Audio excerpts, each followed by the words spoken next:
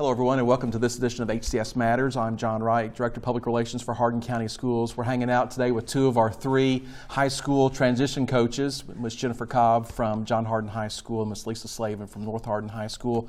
And guys, we're taping this at the end of February, so it'll air in March.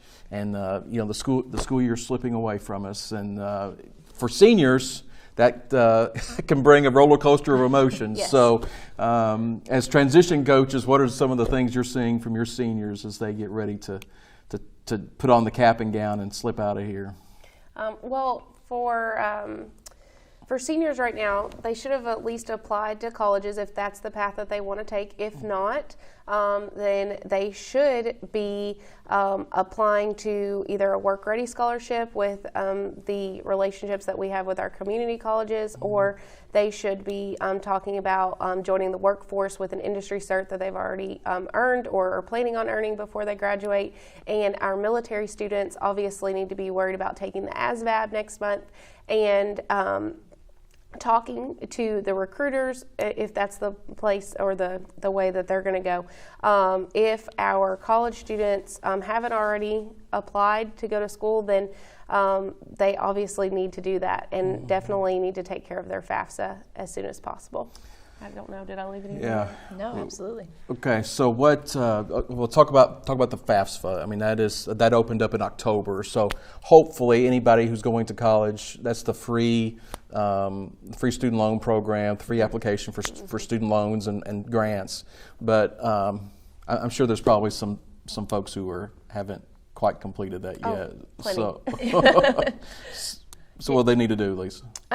Well, they go off of their parents' tax information, Okay. and a lot of students have that misconception that they have to wait for them to get their taxes done, but it'll use their previous year's taxes. They finally made that transition, which made FAFSA a little bit easier.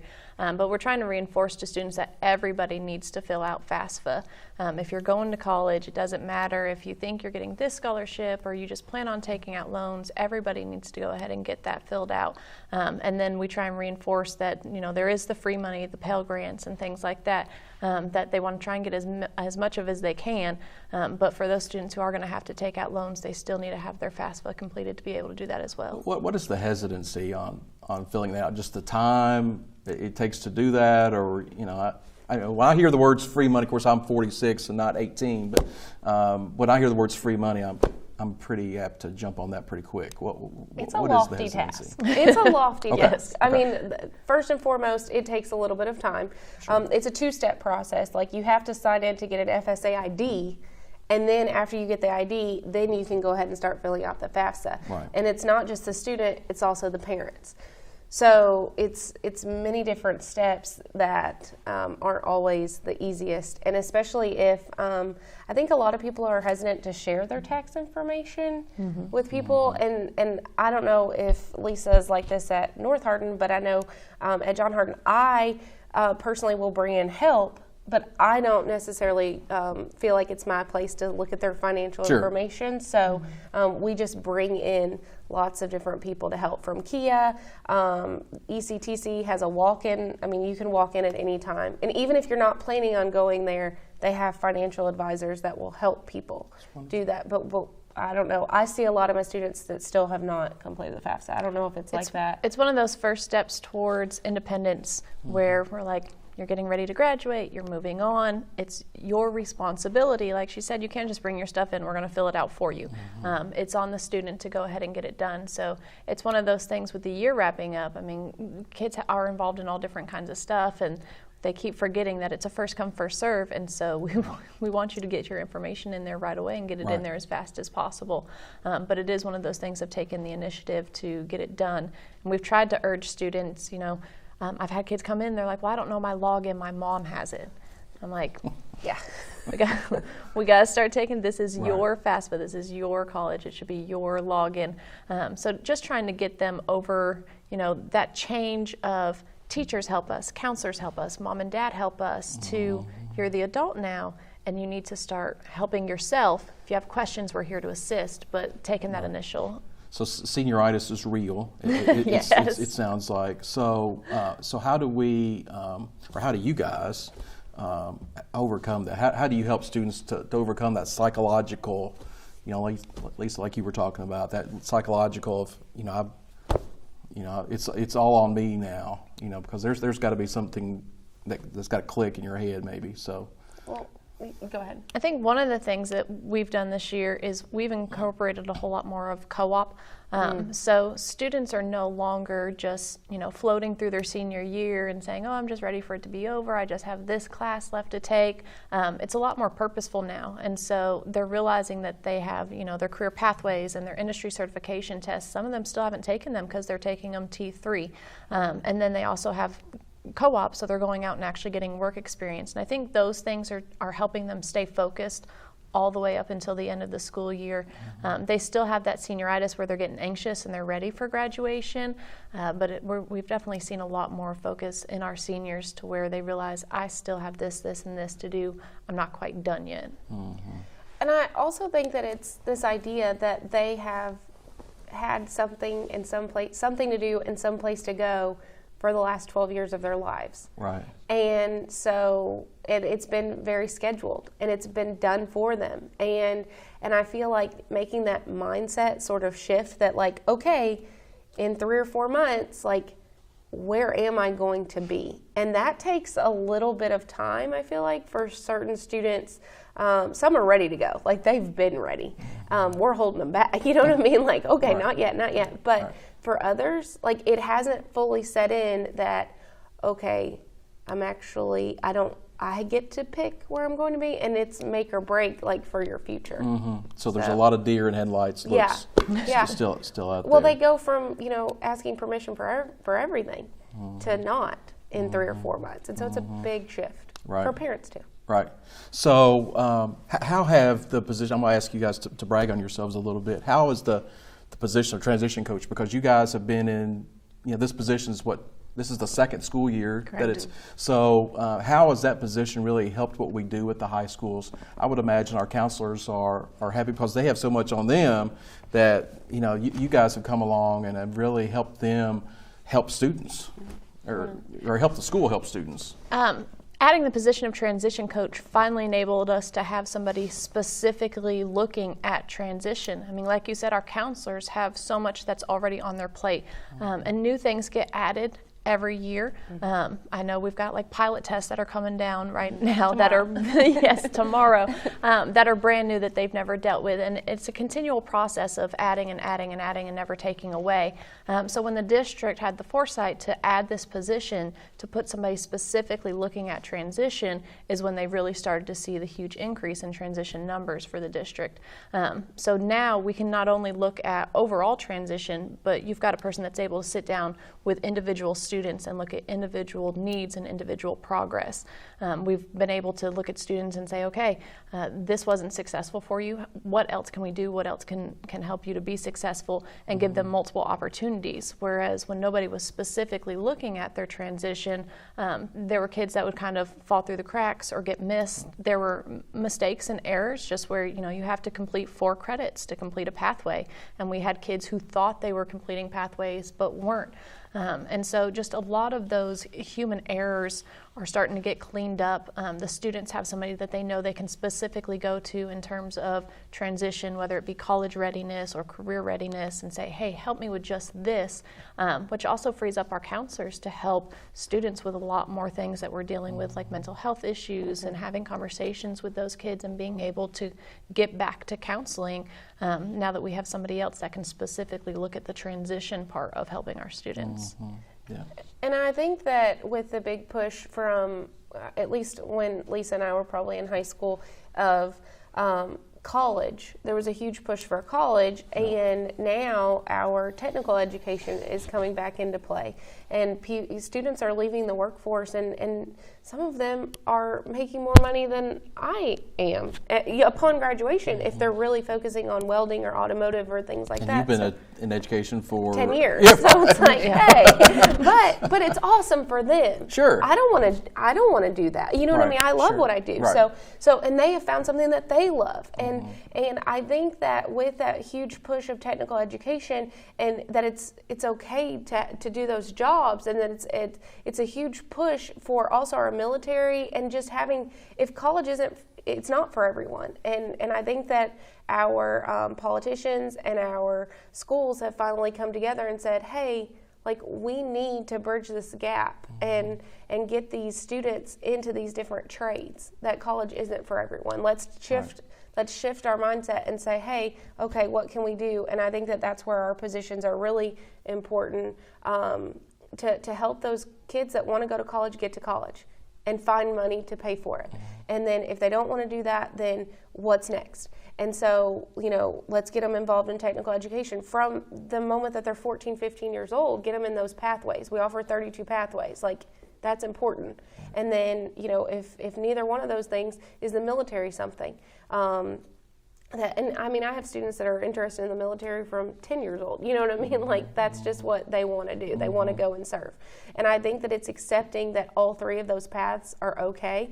And like Lisa said, having those one-on-one conversations that, you're not going to do what your best friend does.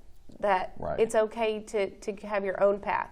And having those individualized conversations. Right. Or your boyfriend or your girlfriend or whatever. And whoever. And so I think that having those conversations, that's our job. Right. To find out what a student's plan is and really putting them and giving them the opportunity that can help them be successful. So the career pathways, I know when, back 30 years ago when I was a senior in high school, it was kind of... everybody was, how in high school everybody's in a clique or whatever, and the people that did CTE stuff, they had so and so he's not smart enough to go to college or whatever. But I am so glad we've transitioned away from that into hey, there's Bill, and he's not going to go to college, but he's going to go to ECTC's trade school to learn this, or he's going to go jump straight into the field of HVAC or electrical work or whatever. And so just talk about how we've made that mindset change over successfully and greatly, I think, over the last few years. Just talk about how we've made that mindset transition. And it's okay to not go to school. Yeah. Well, one of the things, just the other night, Thursday night last week, we had our 8th grade transition night where parents come over to the high school. And so one of the things that we tried to reiterate to them is that Hardin County Schools has done an amazing job of not only adding a variety of pathways, but looking at the needs of our surrounding area and saying, what jobs do we need to be filling? It's a lot more big picture of saying, kids, these are not only pathways that you can do if you're wanting to go right out of high school into the workforce, but these are pathways that our area needs people in. That's right. But one of the things I tried to get across to parents is that while we've actually increased from 32 up to 37 with the new pathways that we're adding next year, which we're super excited about, I've tried to reinforce to them that pathways are for everybody. It's not about tracking your kid and saying you're a college kid or you're a pathway kid. Pathways are for everybody because a lot of our pathways actually lead into jobs that will put you on the college track as well. Every single one of our pathways that have an EOP test or an end of pathway assessment have college credit that is tied to them. So whether a kid is wanting to go to college or wanting to go straight into the workforce, everybody should be completing a career pathway because, we have our medical pathway and we have a lot of students who want to go into the medical field. So maybe you want to be a surgeon and they go in and they do our nursing pathway and they can take all of that coursework that they've just completed and then use it to roll into college and say, oh, I already know how to do this. I already know this information. College is going to be that much easier for them because they've used the career pathway to prep them for their career. And then we have students who are using those same pathways to go right into the workforce and using their SRNA to go right into the jobs of nursing field. And some of them are then continuing college with that so that they can get into higher level nursing. So literally the pathways are for every direction that you want to go, like she was saying. You can do the college route if you want to do the college route, or you can go straight into the workforce. And any pathway is going to be able to do that for them. Right. And there was a TV reporter the other day that said something about Plan B being the workforce. I don't agree with that. I think it's all one big choice, and either choice is okay. Well, and when I counsel kids, I'm like, okay, what is it that you want to do? And she just mentioned nursing. So if somebody wants to, if they tell me they want to be a pediatrician, or they want to be a surgeon, or they want to be a dermatologist, whatever it is that they want to do in the medical field, medical schools are looking for resumes. And they're looking for what you've done. If you can prove that, you graduated high school with a CNA or a phlebotomy tech certificate, then you can automatically start working in that field. Guys, you're making $10 to $15 an hour while you're in your undergraduate studies, and then you have that on your resume that you've actually worked in hospitals or in the field for 4 years now, and so that looks awesome if you're planning on going to medical school. And so it should always be, like she mentioned, what career pathway will fit into what it is that you want to go to college for. And so I think that our pathways are not plan Bs. They should be plan As combined with what it is that you want to do. What is your end goal? And that's what I always ask students. What do you see yourself doing? What is your end goal? And when they tell me that, we can start to build their individualized academic plan with college readiness and with career readiness. And so many employers now, guys, are taking, they're taking the approach of, hey, go ahead and come work for us after your high school graduation, and we'll probably pay for your schooling, your post-secondary ed while you're working for us. Are you seeing an increase in that, or are you still seeing that a lot?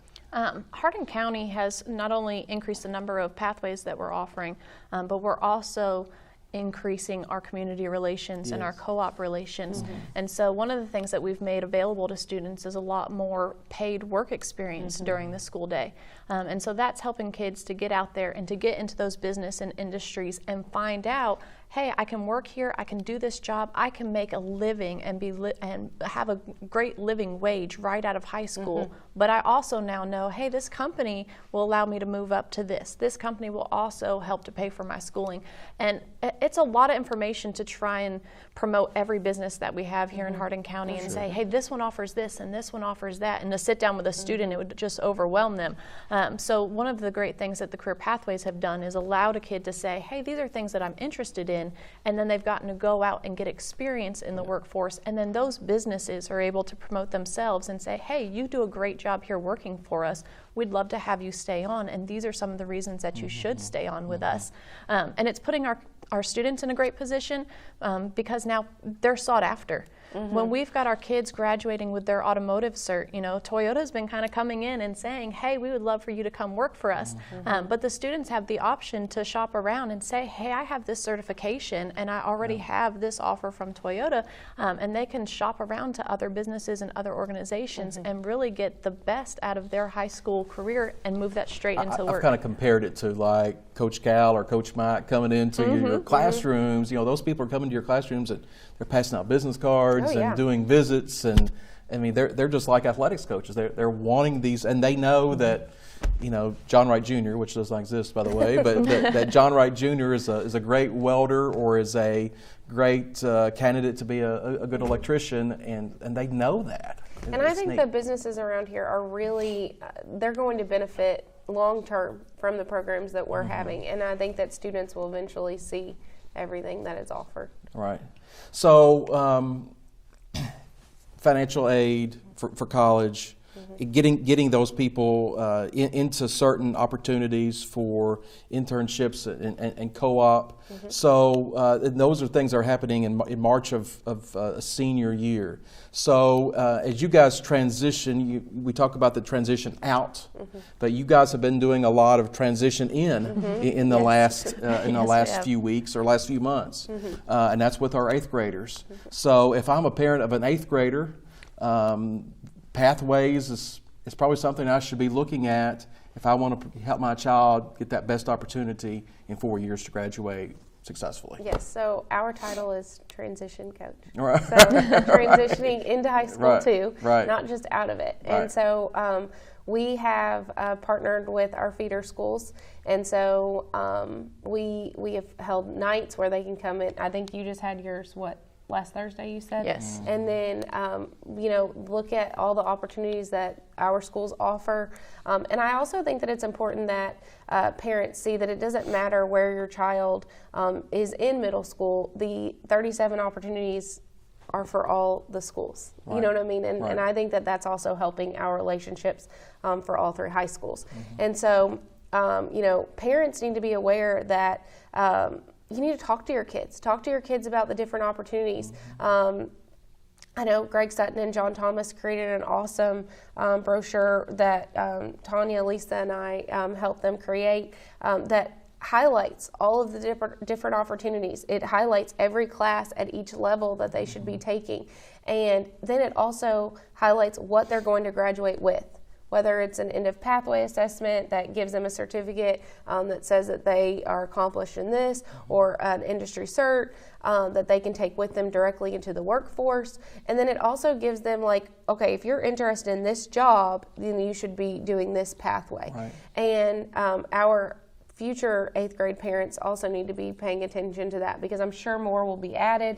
And just transitioning into high school is a big deal, and it's an even bigger deal now because there are so many more opportunities than there were when I was in school. Shameless plug, but that is also on our website under Yes. students. Perfect. It's also there. So go ahead, Lisa. I'm sorry. It's been a multi-step process Yes. because we recognize that for 8th graders coming over to the high school, it creates a whole new set of options to them that they haven't had before.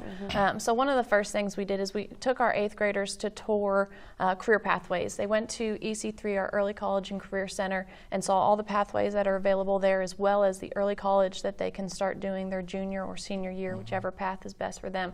But then we also brought the students over to their home high school to show them all the career pathways that are available to them, just to kind of let them understand their options. We don't expect them to come in and say, hey, this is what I want to do. And some of them have that planned out already, and they know, and that's awesome. But some of them don't realize that plan's going to change. So we want them to be aware of all the options that are available to them.